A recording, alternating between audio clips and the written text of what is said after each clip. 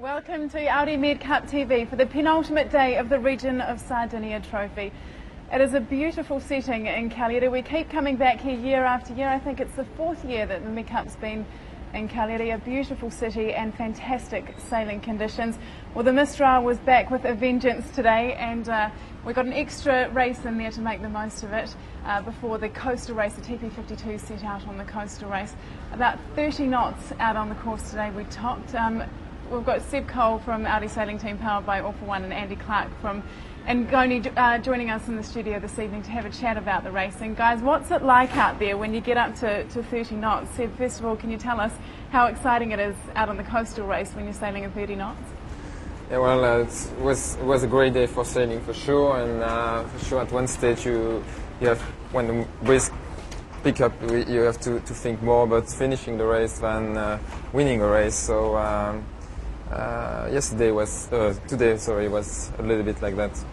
And Andy, not such a great day for Ngoni today. Can you tell us about some of the challenges that you guys faced? We had a difficult first race, but our perseverance definitely came through in the second race, which was the more difficult race to finish. And we're pretty happy at how the end of the day we've come out, but it's definitely a tough day on the water. Those boats are quite incredible downwind, aren't they? Yeah, they're very, very tender and require a lot of effort to get them going at full speed, and a lot of physical work. So I think we've got a few tired crew members relaxing now.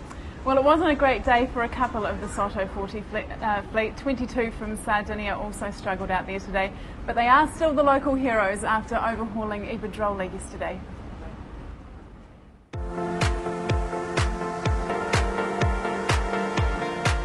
In the Region of Sardinia Trophy, another local team have taken over 22. 7 Malgis 24 sailors from Cagliari leapt at the chance to take part in the Audi Med Cup and race in one of the world's most exciting up-and-coming fleets. The Soto 40 is a much more complicated boat than a Malgis 24. Upwind, the Malgis is a bit slower. The 40 sails at between 7.5 and 8 knots, but downwind, both boats are similar. It's their first time on a Soto and in the Audi Med Cup. A challenge, but a dream come true. The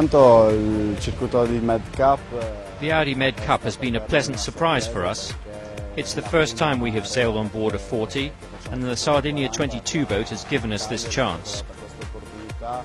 Who knows if the future will have representation on the Audi Med Cup circuit. They're young, competitive and out to win. And yesterday's victory was an experience they'll never forget.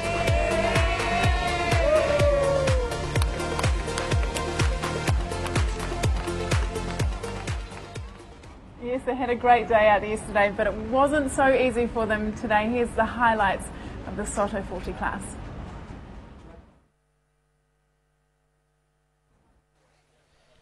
Two races were held for the junior class today. The first one saw a repeat of the form shown by the Spanish Iberdrola team, with yesterday's winner, the Sardinian team, coming third.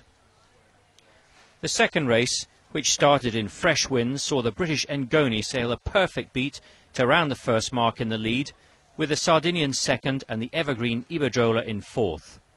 But then the fun started. The big downwind spinnakers were set and the fleet were off at high speed down the 2.3-mile leg.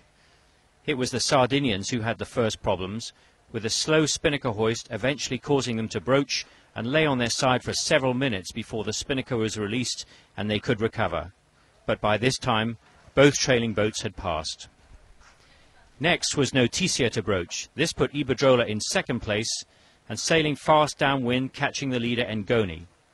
3/4 of the way down the run, with a Spanish boat breathing down the necks of the British, the team in the silver boat hit a wave and the spinnaker blew out, allowing the Spanish to sail past and into a 60-metre lead at the bottom of the course. Ngoni recovered well and sailed fast up the next leg to around just 10 seconds behind Iberdrola, who then set their spinnaker efficiently and planed off downwind. Ngoni hoisted a fresh spinnaker to the top of the mast, and as it filled, bang, it burst instantly. The rest of the run was about whether Noticia, still with a spinnaker, would catch the hobbled Ngoni and get second place. It wasn't to be, and the four boats then enjoyed a long beat all the way up inside Cagliari harbour to finish right in front of the city waterfront and the Saturday afternoon crowds.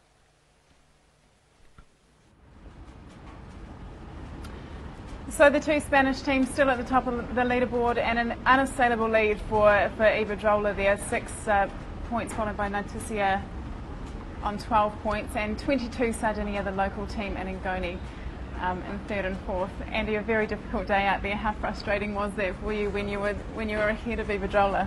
It was great to be up there fighting for it, and it's a shame that we knew we had a slight nick in the kite on the first downwind leg of the second race.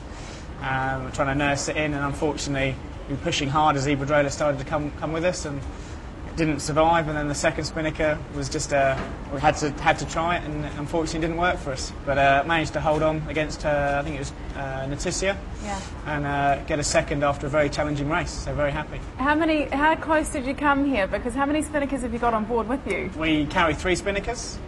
So the first leg of the second race, we had a heavy spinnaker up, and that's the one that blew up first. And the second leg was always a risk of putting the lighter spinnaker up, but we had to do it because we were just behind Iberdrola, and we're still challenging for the lead. So. We're seeing improvements with your team all the time, and you've had some changes on board the boat as well. So what's the goal for tomorrow? The goal for tomorrow is obviously try and finish all the races, and our main aim is to try and beat the Sardinian team. We're on equal points. I think they get it on count back at the moment, so we just need to put in 2 good results tomorrow, and hopefully we can get on the podium. Nice one. Okay, well, we had another windward-leeward race before the coastal race in the TP52s today. Here's Marcus with all the highlights.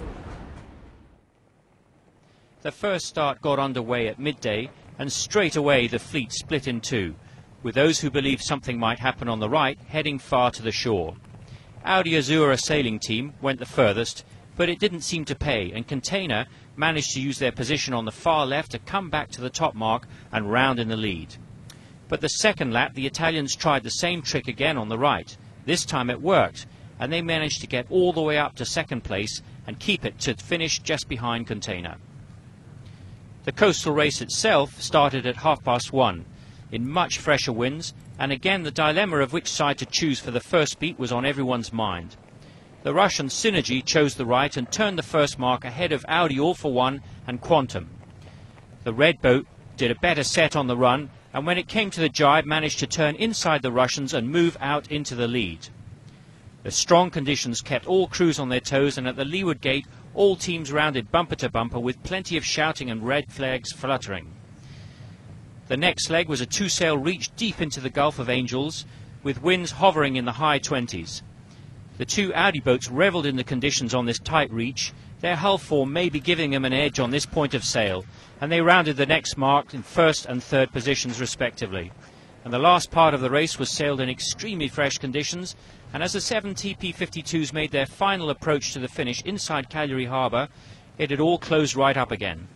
But it was another day for the on-form Audi ALL4One, winning this important race with its bonus points. More significantly, with Quantum Racing finishing second, they moved back into second overall for this event and extend their 2011 Audi Med Cup season lead over Container. So we could be witnessing here one of the biggest comebacks we've ever seen on the Med Cup. After last place in Cascais and second to last in Marseille, Audi ALL4One are atop the leaderboard on 18.5 points. If we have one race tomorrow, they've actually won the title, so hopefully there's 2 tomorrow and we've got a bit of a fight on our hands. Quantum will certainly be coming back. We'll know they'll be fighting till the very end. Seb, tell us how much of this is a mental game for you guys now, because you've managed to perform well all week. Is that in part a mental thing for you? Not. Not really. I think we from Marseille already we learned a few things from the boats, and obviously the condition here suits really well the boat. The boat likes the big wind, so we learned a few things in Marseille, and we try to adapt our way of trimming the sails here in Cagliari, and makes the boat really powerful in the breeze. So. Yeah, it's not really a mental game. It was more a speed game. Okay. So say conditions stay the same for tomorrow, and we get the Mistral coming through again. What's the plan? What's the plan? I think we made the mistake the first race today to look too much at quantum, and I think the plan is still to sail our race. I think so far we are sailing very well, and I think we are able to, especially in the breeze, to make good race by just sailing our race, not focusing too much on quantum. Okay, well, we've got another couple of windward-leeward races tomorrow. We're going to try and get started a little bit earlier, so Audi Med Cup TV will be back on air at 11:55 tomorrow. Hopefully we'll get another couple of races on the final day of the Region of Sardinia Trophy in the Audi Med Cup. See you then.